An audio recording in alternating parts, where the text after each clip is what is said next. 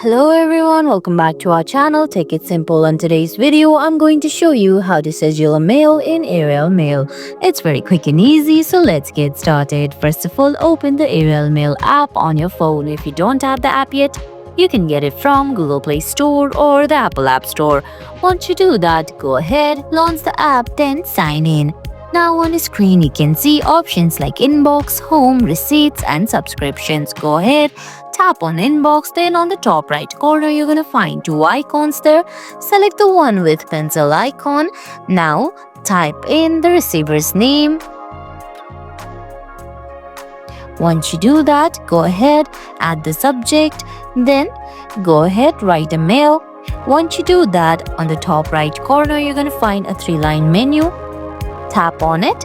Now select Schedule for Later from the menu appearing on the top right corner.